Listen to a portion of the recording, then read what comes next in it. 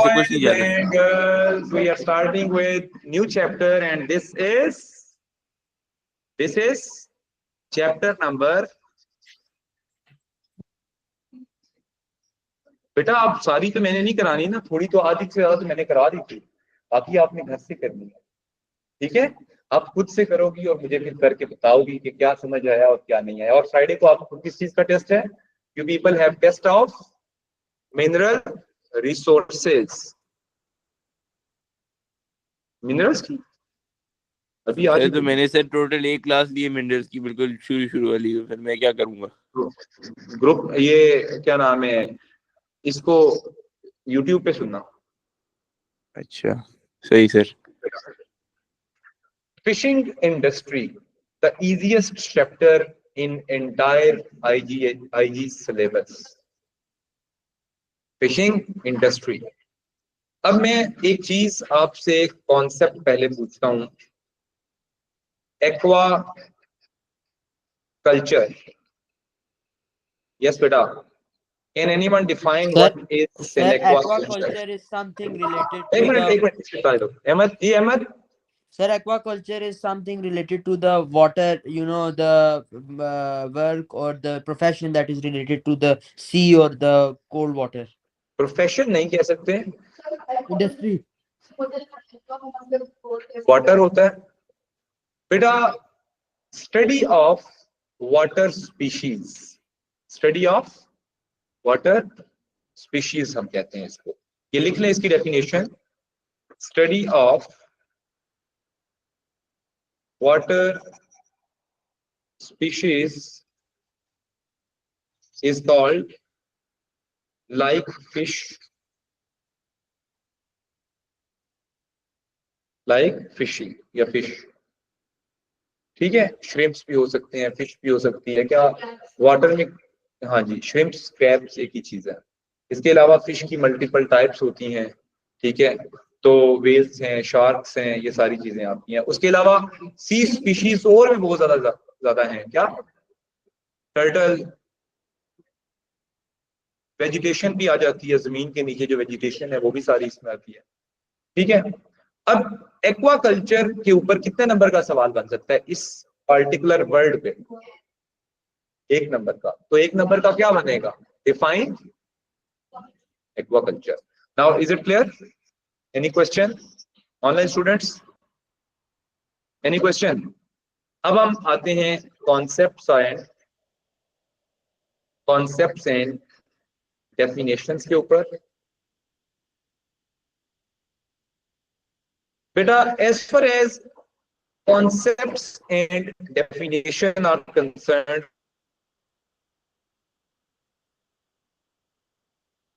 तो सबसे पहले आता है कि फिश जो है ना, 2 दिन, इस 2 कल तक खत्म भी हो जाएगा।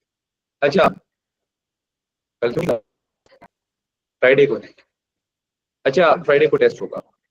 पहला हमारा टॉपिक है, इसके अंदर पहला कॉन्सेप्ट है types of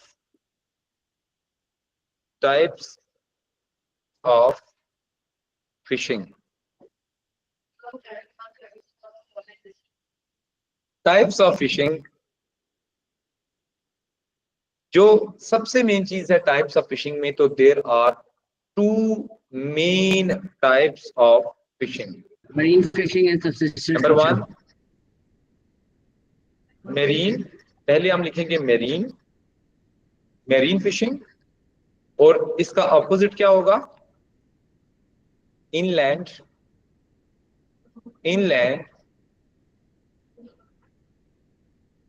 fishing.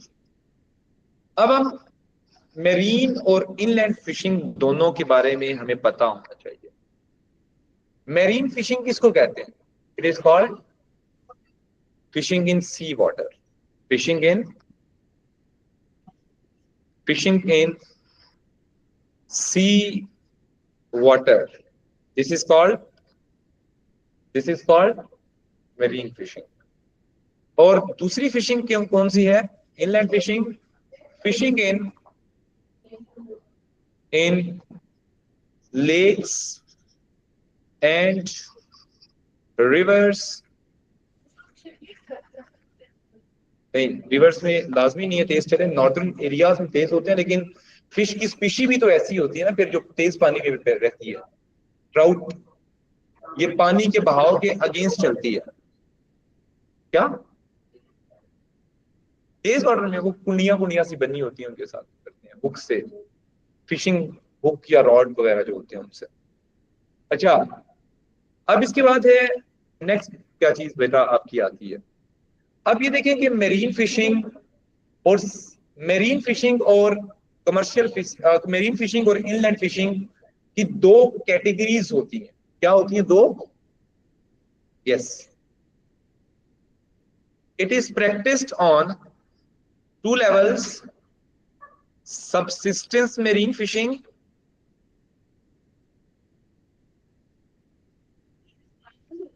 yes marine fishing, and second Commercial. is commercial marine fishing. Second is commercial marine fishing। जी बेटा, अब इसी तरह जो इनलैंड फिशिंग होती है ये भी दो लेवल्स पे होती है। एक होती है सबसिस्टेंस एंड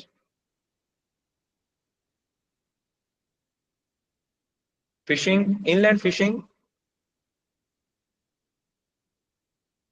फिशिंग आप किसी दरिया से एक दो मछलियां पकड़ के खा लें तो वो कौन सी होगी? वो सबसिस्टेंस होगी। ठीक है, और अगर आप किसी दरिया से या किसी रिवर से फिश कैच करने के बाद मार्केट में बेचेंगे तो it would be called commercial marine fishing. बेटा कोई भी ऐसा काम which is used to earn money, it is called commercial.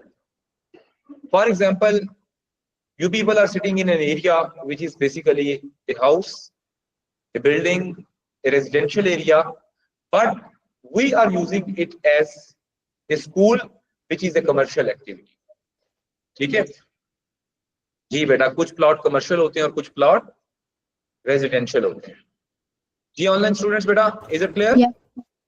अब अगर इसकी डेफिनेशन पेपर में आ जाए, if there is definition of that particular या दीज पर्टिकुलर कॉन्सेप्ट्स, तो आपने क्या कैसे करना है फिर? सबसिस्टेंस मेरीन फिशिंग किसको बोलते हैं? It is called fishing to fulfil family needs in sea water.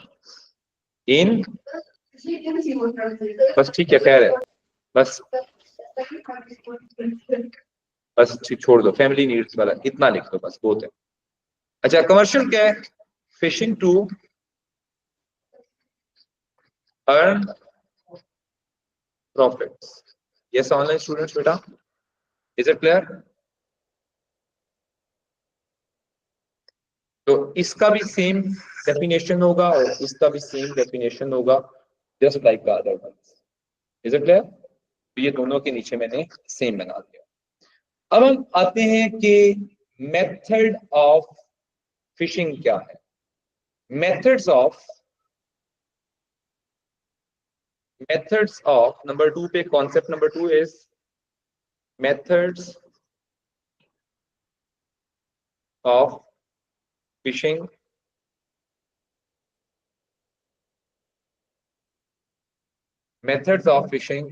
इन पाकिस्तान कर लें या दुनिया में किसी भी कोने में, फिशिंग एक ही तरह से होती है, ऐसे ही है ना?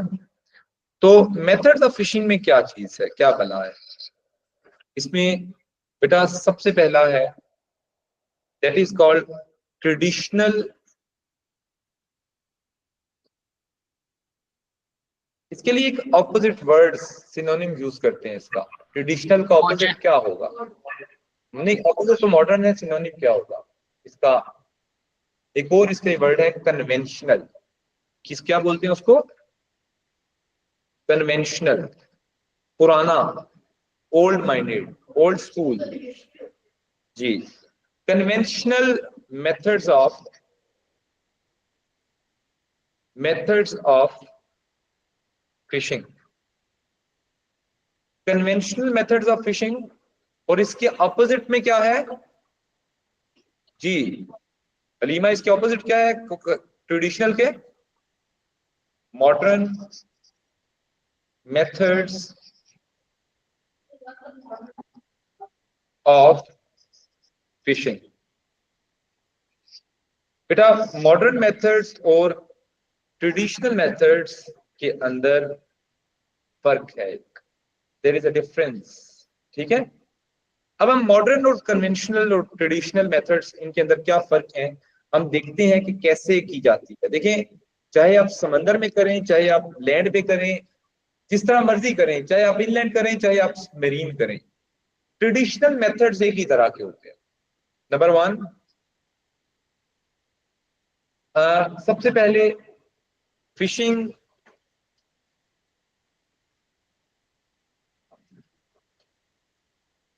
rods can be सर एक used, सेकंड थोड़ा ऊपर कर दे, मैं एक लाइन लिखना भूल गया, थोड़ा और ऊपर कर दे। fishing rods can be used, small wooden boats, सही है सर। हाँ, और small wooden boats are used which small refrigeration भी है, इसके लिए हम लिखेंगे कुछ और, which cannot go into deep water, deep water के अंदर जी बेटा। अच्छा, स्मॉल वुडन बोट्स हैं जो कि यूज होती हैं। स्मॉल वुडन बोट्स के बाद नेट कैसा यूज होता है? Nylon nets is use, nylon का बना हुआ, आम जिन धागे से बना हुआ नेट नहीं जो होता, वो यूज करते हैं। Small nylon nets are use, चले जी, नेट्स इस तरह से यूज हो रहे होते हैं आपके, डन है, इज इट क्लियर? फर्दर इस पे ये जो छोटी वुडन बोट्स होती हैं, क्या इसके ऊपर फ्रिज बने होते हैं? फ्रिज भी बने होते हैं? नहीं। तो पता है आपको, फिश को पकड़ने के बाद इसको प्रिजर्व करने के लिए सबसे पहले क्या किया जाता है? आइस में डाला जाता है। तो उसके लिए क्या यूज करते हैं? आइस बास्केट्स यूज करते हैं। तो ice baskets are use on boats, ice baskets. आपने ये रोड साइड में लोग जो मछली बेच रहे होते हैं, फिश को सेल आउट कर रहे होते हैं इस्लामाबाद के अंदर, आपने देखा उन्होंने जो उसके ऊपर रखा होता है, फिश को बर्फ के ऊपर रखा होता है, आइस स्लैब के ऊपर रखते हैं। क्यों आइस स्लैब के ऊपर रखते हैं? वो फ्रेश रहती है, प्रिजर्व रहती है। Is it clear? तो ice baskets are used, ice baskets are used. Is it clear बेटा? जी online students, is it clear? जी Yes, सर। sir. अच्छा, तो अब मुझे बताएं कि इसमें कैच कितना होगा, ज्यादा होगा या कम होगा? जो ट्रेडिशनल या कन्वेंशनल होता है उसके अंदर कैच कितना होता है? Less, limited catch due to old methods. बेटा because of usage of old methods, traditional method जो है इनके अंदर कैच का एलिमेंट जो है that is very low। जी बेटा, उनको सब कुछ उनकी ये कैच छोटा इसीलिए होता है कि उनके पास रिसोर्सेज नहीं इतने होते। आगे चलते हैं। अब बेटा अगला पॉइंट आ जाए जी। ऑनलाइन स्टूडेंट्स आपको क्लियर है? और अगर मोबाइल इस्तेमाल करें तो फिर ज्यादा सजा है। अच्छा, नेक्स्ट इज मॉडर्न मेथड्स। इसके ऑपोजिट मुझे बताएं। अब रॉड्स तो यहाँ पे यूज नहीं हो सकते, नेट भी यहाँ पे आइलैंड के नहीं यूज हो सकते, तो यहाँ पे गिल नेट्स यूज किए जाते हैं। Modern Modern gill nets are used. Modern gill nets are used. ठीक है, अब ये जो गिल नेट्स बेटा यूज होते हैं तो ये बड़े बड़े नेट्स होते हैं, इनके अंदर कितने कितने टन जो है एक ही दफा में हम फिश कैच कर सकते हैं। ये काफी बड़े एरिया को कवर करते हैं जी। कैच केजीज को वो भी करते हैं, वो उसके लिए वो छोटे होते हैं लेकिन इतने ज्यादा नहीं, बहुत बड़े नहीं होते वो। ठीक है, ये जो गिल नेट्स होते हैं ये एक बहुत बड़ा वो है, इसके होल्स भी बड़े होते हैं नेट के, क्योंकि इससे जो बेबी फिश है वो इजीली एस्केप कर गए। Is it clear? बड़े फिश के लिए ये होती है जी। अरेज, इज इट क्लियर? नेक्स्ट, अब वुडन बोर्ड्स की बजाय यहाँ पे प्लास्टिक नहीं, सी ट्रॉलर्स आर, ये सी ट्रॉलर्स with navigation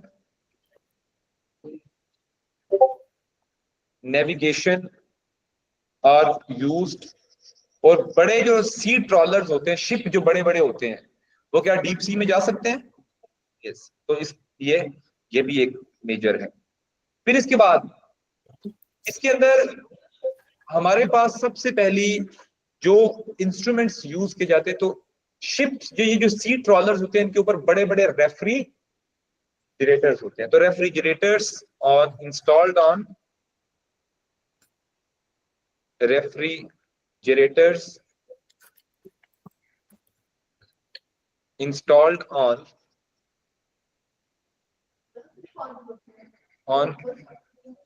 जी बेटा करें। आगे एक और मेथड भी यूज करते हैं, एक आपने नाम सुना होगा सोनार, सुना है कभी सोनार? इसकी फुल फॉर्म क्या है सोनार की? मैं लिखता हूं यहाँ पे, इसकी शॉर्ट फॉर्म तो मैं लिख रहा हूं कि जी anyone tell me what is sonar? Sound and navigation radar. Sound and, जमीन के नीचे ना ये रडार सा एक होता है, एक इंस्ट्रूमेंट होता है जो समंदर के अंदर फेंकते हैं, जिससे पता चल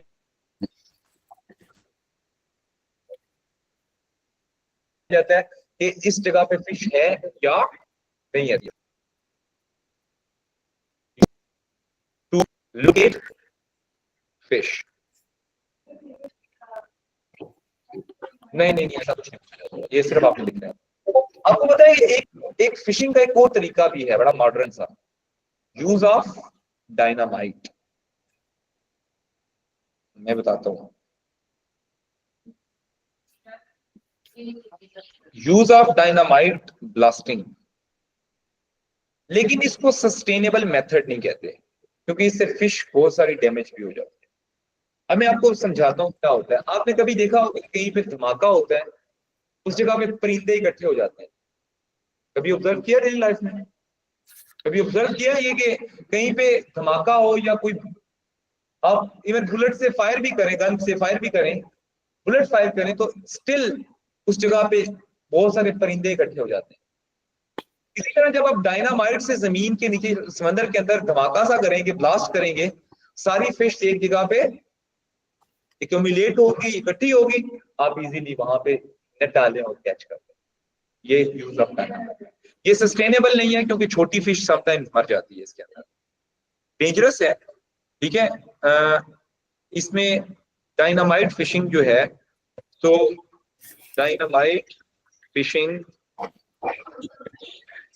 फिशिंग सुपर डायनामाइट फिशिंग, ये इस तरह डायनामाइट का यूज करते हैं, ये सारी फिश नीचे से यूं इकट्ठी हो जाती है। ठीक है, तो जब ये इकट्ठी होती है तो इससे डायनामाइट से फिर वो इजीली कैच। जी बेटा, वो कर रहे हैं, वो पिक्चर में ऐसे लग रहे हैं कार्टून टाइप बना हुआ है मेथड। अच्छा, use of dynamite fishing method है ये, ब्लास्ट फिशिंग इसको कहते हैं। ये देख रहे हैं आप, एक्सप्लोसिव्स को यूज करके नीचे फिश को इकट्ठा करते हैं और धड़ाम से धमाका मारते हैं और ओके। अब पेपर में सवाल कैसा आता है बच्चों इस पे? किल नहीं है, टू कैच शिप से किल भी, वो किल भी करते हैं ना, ऑब्वियसली मैंने आपको बताया कि छोटी फिश के लिए इट इज अनसस्टेनेबल, क्योंकि ये उसको किल करने के लिए भी हो सकता है। अच्छा अब मुझे सवाल बताएं इसमें क्या बन सकता है, कितने नंबर का आ सकता है इसमें सवाल? इसमें 3-4 सवाल बन सकते हैं। कंपेयर, डिफरेंशिएट, उसके अलावा सेपरेट मेथड्स के ऊपर। अब मैं इसका एक सवाल बना देता हूं आपको, फिर मैं इसका भी एक सवाल बना देता हूं आपको। मैं एग्जाम्पल के तौर पे आपको बता रहा हूं कि ऐसा सवाल आ सकता है। Describe old methods of fishing. सबसे आसान चैप्टर इरिगेशन वाला आसान लगता है, हाँ वो भी आसान है।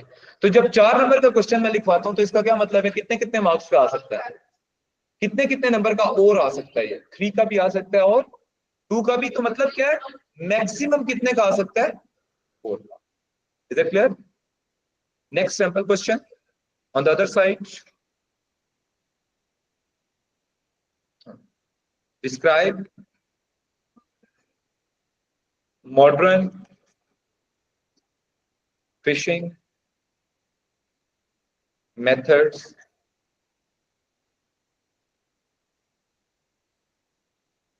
लेकिन जब दोनों चीजें आपके पास आ गई हैं तो इसके ऊपर डिफरेंशिएट का भी एक सवाल कंबाइन आ सकता है, इन दोनों पॉइंट साइडों के ऊपर।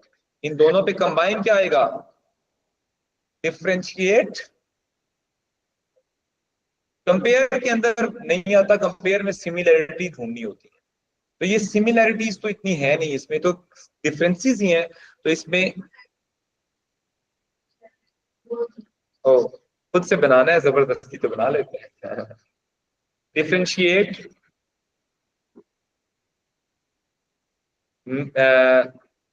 old methods and modern methods of fishing। ये एक और लेवल है। तो जब ये डिफरेंशिएट का सवाल आता है तो ये भी 4 नंबर का, 3 नंबर का, 2 नंबर का, हर एंगल से ये सवाल आ सकता है। डन जी online students, is it clear बेटा? Is it clear? अब हम लोग पॉइंट नंबर 3 पे जाते हैं। We will move towards point number 3। Concept number 3 क्या है हमारा? अब हम करते हैं मेरीन फिशिंग की डिटेल। हम क्या करेंगे, मेरीन फिशिंग की डिटेल करते हैं। Marine fishing. अब आपने याद रखना है कि मेरीन फिशिंग जो है ये पाकिस्तान में किस जगह पे हो सकती है? सिंध में हो सकती है, यस नो? अच्छा पंजाब में हो सकती है, इधर केबीके में हो सकती है मेरीन फिशिंग? नहीं। बलोचिस्तान में हो सकती है, यस। पाकिस्तान में ये मेरीन फिशिंग सिर्फ 2 प्रोविंसेस में होती है। आप याद रखें कि पहले में सिंध और दूसरे में बलूचिस्तान। तो जो सिंध का है उसको हम कहते हैं सिंध कोस्ट। क्या बोलते हैं? सिंध कोस्ट। और दूसरे को हम क्या कहते हैं? मकरान, मकरान कोस्ट। सर मैं स्क्रीनशॉट ले लूं वो पॉइंट 2 का दूसरा? भाई तुम लिख नहीं रहे हो। सर लिख रहा हूँ बट वो कभी कभार कभी कभार नहीं, तुम्हारा टेस्ट भी 3 दिन बाद आता है मेरे पास। संडे को तुम टेस्ट भेजते हो मुझे। सर वो इसलिए क्योंकि भेजते हैं ना संडे को? सर वीकेंड्स को जाते रहते हैं और मामू के घर भी गए थे इधर उधर, इसलिए। अच्छा तो मामू के घर में कौन सा काम नहीं होता? मामू के घर में मना है काम करना? नहीं सर, मैं फिर घर आके टाइम लगा के टेस्ट करके दे देता हूँ। तो जुमे वाले दिन क्यों नहीं करते? जुमे को तो नहीं मामू के घर जाते ना? सर उसी वक्त ही जाता हूँ, कोई 5-6 बजे हाँ अब झूठ चलेगा। भी बोल रहे हो तो वो आपस में कोऑर्डिनेट ही नहीं कर रहा। बेचारा इधर से सर पकड़ता है तो उधर से पकड़ा जाता है, इधर से पकड़ता है तो इधर से पकड़ा जाता है। चलो खैर, सिंध कोस्ट के अंदर एक ही पोर्ट है,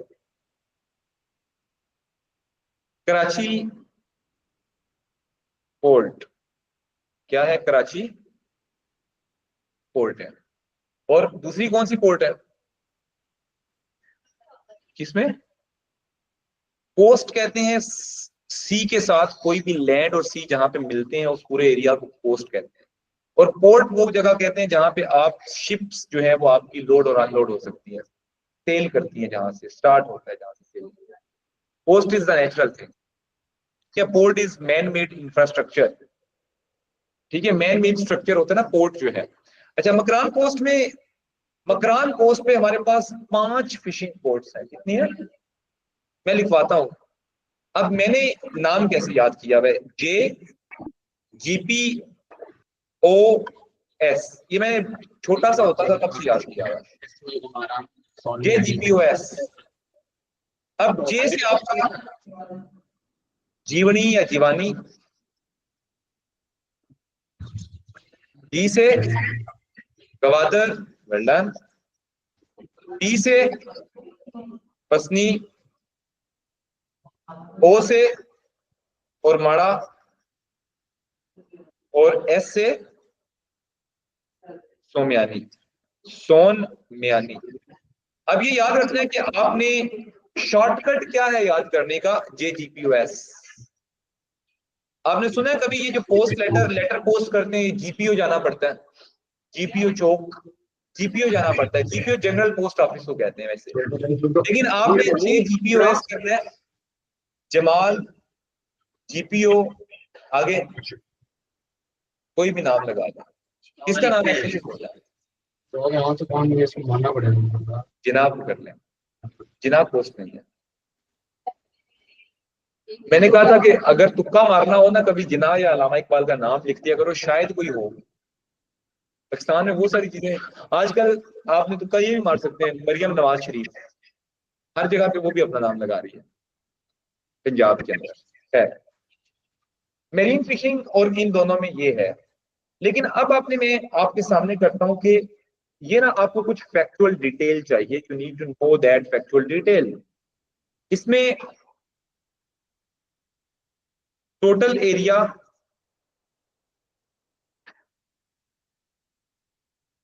30% ऑफ ओवरऑल कोस्ट लाइन। हमारी 1000 किलोमीटर की कोस्ट लाइन है तो उसका 30% किसके पास है?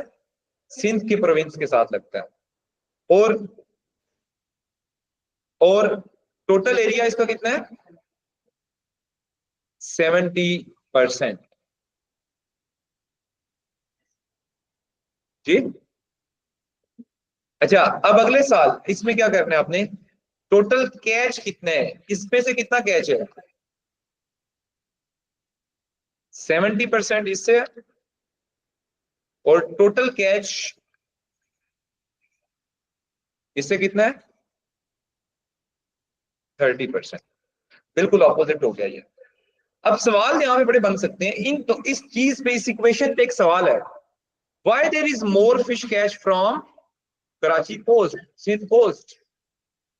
अब मैं यहां पे लिखता हूं व्हाई मोर फिश कैच, और दूसरी साइड पे क्या सवाल बनेगा? Why is there less fish catch. जी जी अभी, हाँ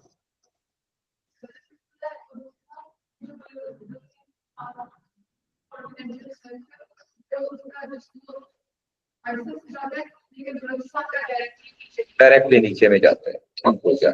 ये काफी क्लैरिटी है आपको, गुड। अब why is there more fish catch, मैं आपको बता देता हूं। यहाँ पे इसके पॉइंट ये हैं, डेवलप्ड पोर्ट, डेवलप्ड, तो अंदर आता है ना, मैं लिखा है ना ये डेवलप पोर्ट। इसमें तो एक ही पोर्ट है, वो बहुत डेवलप है, उस पे फ्रीजिंग की कैपेसिटी बहुत ज्यादा है, उस पे टर्मिनल बड़ा है, बड़े शिप आ सकते हैं, सारी चीजें उसके अंदर। इसके अलावा इसका एक क्या पॉइंट है कि स्किल्ड लेबर, इस कराची में ज्यादा स्किल्ड लेबर है या बलूचिस्तान में? सर इसका कॉन्टिनेंटल शेल्फ भी ज्यादा है।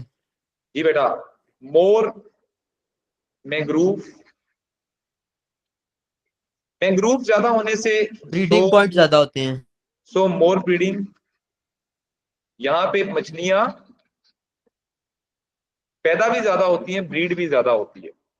फिर जी बेटा, मोर कॉन्टिनेंटल शेल्फ, ये हमारे पास आ गए 4 पॉइंट्स। और इसका इसका अपोजिट क्या होगा? Why less, less developed ports, unskilled labor,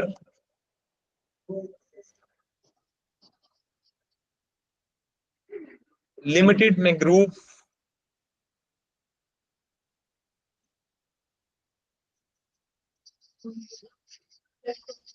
और स्मॉल कॉन्टिनेंटल। ये मुझे पता है सवाल आना है, मैं करता हूँ, मैं ये अलहदा से कॉन्सेप्ट कराता हूँ बेटा। कॉन्टिनेंटल शेल्फ में अलहदा से कराऊंगा, अभी छोड़ दें इसको। आपने लिख लिया है ना कॉन्टिनेंटल शेल्फ, मैं बता देता हूँ, मैं लिखवा देता हूँ। अब ये लिख ले एक दफा, मैं कॉन्टिनेंटल शेल्फ कल मैं डेफिनेशन लिखवा दूंगा इसकी, लेकिन आपने अभी समझ लेना है कि क्या होगा। मैं एक पिक्चर दिखाता हूँ, उससे आपको कॉन्टिनेंटल शेल्फ समझ आ जाएगा। ऑनलाइन स्टूडेंट्स आप लोगों ने लिख लिया बेटा?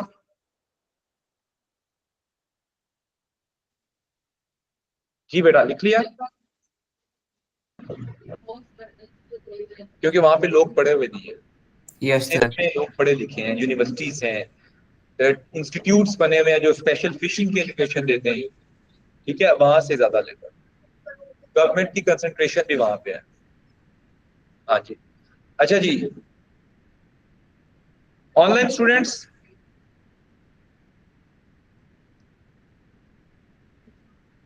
Continental shelf diagram. अब मैं बेटा सुन ले जरा ध्यान से। अब ये देखिए कि ये आपके सामने ये एक पिक्चर है, ये पिक्चर आपको बहुत अच्छे तरीके से समझा देगी कि कॉन्टिनेंटल शेल्फ क्या है। जी ऑनलाइन स्टूडेंट्स बेटा, आप लोगों को समझाने के लिए मैं स्पेसिफिकली इस पिक्चर में मूव किया है और ये मैं पिक्चर आपको दिखा रहा हूं। अब ये देखें कि ये जो ब्लू वाला है दैट इज वाटर, और वाटर के नीचे आपको देखें कि जमीन का जो लेवल है वो आहिस्ता आहिस्ता कम, नीचे डाउन डेप्थ ज्यादा होती जा रही है। जमीन की डेप्थ क्या होती जा रही है?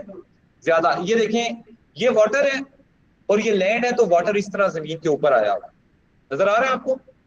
जहां पे ये जमीन खत्म हो रही है, ये कॉन्टिनेंटल राइज जहां पे लिखा हुआ है, ये कॉन्टिनेंटल राइज जहां पे लिखा हुआ है, और ये आगे वाला कॉन्टिनेंटल स्लोप है। उससे पहले वो जो एरिया बेसिकली वो लैंड है, लेकिन सी वाटर जो है वो उसके ऊपर एक्सीड किया हुआ है इस तरह। ये नजर आ रहा है आपको? ये ऐसी सी पिक्चर बन रही है कि ये सी वाटर है और ये नीचे लैंड है, तो लैंड के ऊपर सी वाटर ने थोड़ा सा एक्सीड किया हुआ है, तो this area is called continental shelf. अब मैं आपको और आसान बनाता हूं। ये अलमारी आपको सामने नजर आ रही है क्लासरूम के अंदर। ऑनलाइन स्टूडेंट्स आप लोगों को भी ये अलमारी, एक ये क्लास के अंदर हमारी ये एक विंडो है, तो मैं आपके सामने आपको भी ये चीज दिखा देता हूँ। जी ये कैमरा आपको नजर आ रहा होगा, ये मेरे बिल्कुल बैक पे ये जहां पे मल्टीमीडिया, तो ये एक एक्सटेंडेड पोर्शन है जिसपे मैंने ये हाथ रखा हुआ है, दिस वन इज, ये एक्सटेंडेड पोर्शन है। फिर ये वाला जो है, ये हाथ नहीं, ये बाजू है, ये वाला एक्सटेंडेड पोर्शन है। Is it clear? अब इसके ऊपर क्या चीज है? ये जो शेल्फ है इस अलमारी का, ये बाहर की तरफ निकला हुआ है। ये शेल्फ जो है ये क्या है? It is extended. तो इसी तरह शेल्फ कहते हैं, जो चीज भी एक्सटेंडेड होती है उसे हम क्या बोलते हैं? शेल्फ। कॉन्टिनेंट किसको बोलते हैं? लैंड को। कॉन्टिनेंट किसको बोलते हैं? कॉन्टिनेंट किसको बोलते हैं ऑनलाइन स्टूडेंट्स? लैंड को। तो कॉन्टिनेंटल शेल्फ क्या चीज होती है? It is basically the extended part of land It is the extended part of land where sea water can freely move and sunlight can be easily reached. अब ये देखिए कि अगर मेरी बात सुने, अगर मुझे बताएं कि इतना बड़ा लंबा कॉन्टिनेंटल शेल्फ होगा, ज्यादा सा एरिया जहां पे डीप सी वाटर नहीं है, वहां पे ज्यादा लोग फिश कैच कर सकते हैं क्योंकि डीप सी नहीं है। छोटी फिश, ढेर सारी छोटी फिश लेके जाएं और कैच करके ले आए। और जितना कॉन्टिनेंटल शेल्फ छोटा होगा, जैसे जैसे आपको इस पिक्चर के अंदर मैं दिखा देता हूं कि जैसे इस पिक्चर के अंदर कॉन्टिनेंटल शेल्फ बहुत छोटा सा है, ये पिक्चर एक और है, ये जो पिक्चर है इसके अंदर कॉन्टिनेंटल शेल्फ क्या है, बहुत ज्यादा छोटा है। ये दो पिक्चर्स आपको नजर आ रही है, तो ये कॉन्टिनेंट जैसे साथ ही डेप्थ शुरू हो गई जमीन। अगर अब हिंद कोस्ट जो है ना पाकिस्तान के अंदर, उसका कॉन्टिनेंटल शेल्फ क्या है, लॉन्ग है, उसका इस पिक्चर की तरह कॉन्टिनेंटल शेल्फ है, बहुत लंबा वाइड कॉन्टिनेंटल शेल्फ है। क्या है, wide continental shelf Sindh coast का है। और जो मकरान कोस्ट है उसका कॉन्टिनेंटल शेल्फ क्या है, छोटा है।